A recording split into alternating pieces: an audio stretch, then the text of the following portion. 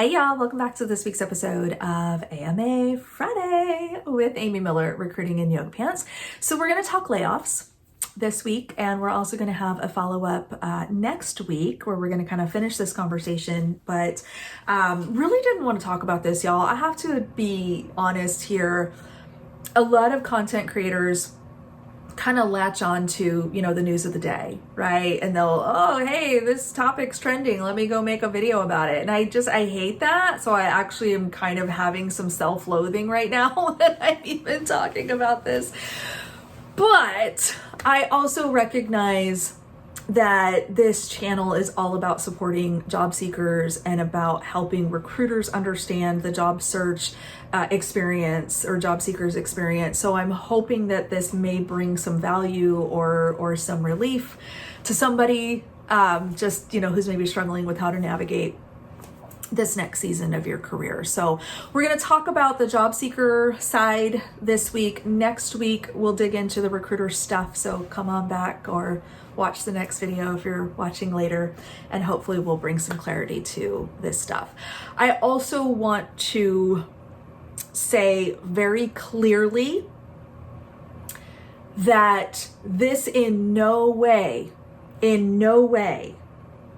means that long-term unemployed are any less valuable or struggling any less than somebody who was laid off yesterday. We've seen folks who were laid off months ago. We've seen folks who never recovered from COVID, impacts. I get it. I know people personally who've been laid off for going on their second, third year now. And really, the further away they get from that last position, the more scared they get that those skills are getting rusty. So I just want to be clear that this in no way minimizes the importance of addressing the long-term unemployed.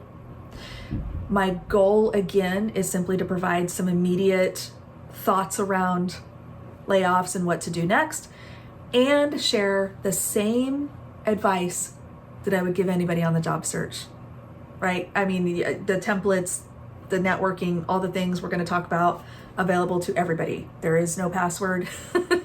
You don't have to be, recently unemployed to take advantage. So I just want to make that clear. I don't want my long-term unemployed friends to feel any kind of way about this. Okay, so you just got the layoff notice, or even worse, you just tried to log in and found out your access was denied. How crappy is that? I mean, we've all seen those. It's gross. I'm sorry. I can't wrap my head around the thought process that enabled that decision. Anyway, so you're newly laid off. A lot of times our initial reaction is we go immediately into panic mode and we run to social media and we unleash all of our emotion onto our network. Okay? This is often like, I know I have felt that way. I put myself on a 5-minute timer for what it's worth. Before I write a post, I will write the post. I set a timer for 5 minutes, and then I go back and read the post and then decide if I still want to post it. I've said a lot of shit y'all haven't seen thanks to that rule, especially this week, okay? If you know, you know. So I have found that very helpful. Now, again, I don't want anyone to take away from that comment that I don't want you to be authentic and I don't want you to be yourself. And I think that you don't deserve the space to be, honest and sad and all the things. That's absolutely fine. But there's a balance. There's a balance. Okay? Because think about what you want someone to do with the information that you're giving them. Because here's what often happens, all right? Let's just, y'all know I won't lie to you. I will be brutally, truthfully honest with you here, even when it gets me in trouble. But the fact of the matter is, if you are merely looking for a lot of people to say nice things to you and give you a lot of likes and share your post and say, we gotta help so-and-so, then by all means, make that post, cry, take the selfie, complain, yell at your previous manager, whatever you got to do, you just get it out of your system, and that's fine. But what is the takeaway from that? Leaving folks with a specific call to action is critical. So you've got some options here. You get to decide, your social media presence, and you get to decide what you want to be known for and how you want people to read you. I apparently argue with people a lot. That's what I heard. I made LinkedIn lunatics on Reddit, so that was cool. I was a victim, by the way, but anyway. And apparently I argue with a lot of people. Sorry, it's not on purpose. I promise. I'm really very nice. In spite of what some folks think. Anywho, so what is the call to action? What is the takeaway from this content I'm putting out as the newly unemployed, as the laid off person? There's no one size fits all here. There's no rules. I think it's totally okay if you kind of have that initial reaction of like, oh my God, I just need to take a minute and get this off my chest and share with my people, and I'm sad. That's fine. And you're going to get support, and you're going to get people who are engaging with you and maybe sending you roles or connecting you, whatever. And that's wonderful. But I want you to think a little bit about what does the next post look like, or maybe even what does the very first post look like if you want to kind of take a breather here. What do I want someone to take away from this? So for me, I'm going to be focused on, here's what I'm looking for next. I want to be focusing on the forward momentum. I'm going to be focused on how am I going to turn these lemons into lemonade? Yeah, I was laid off. I'm really sad. I absolutely loved my time at ABC Company. I'm going to greatly miss my colleagues, friends, partners, clients, whatever. But I'm really excited to see what's next. What I'm really hoping to land is something like X. I'm keeping an eye out for roles that enable me to do Y. There's a forward-looking call to action where the right people can read that post and go, oh, I actually know somebody who does that. Hey, I'm a recruiter and I'm hiring someone to do that thing.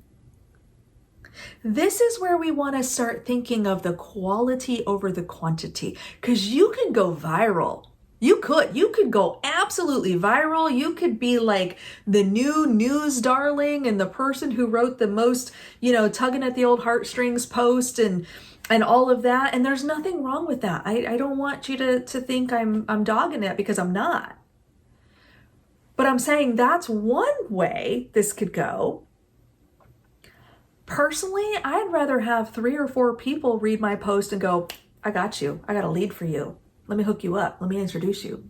Let me connect you with somebody. Let me turn this shit into an interview. That's what I care about. I don't care how many people read my stuff.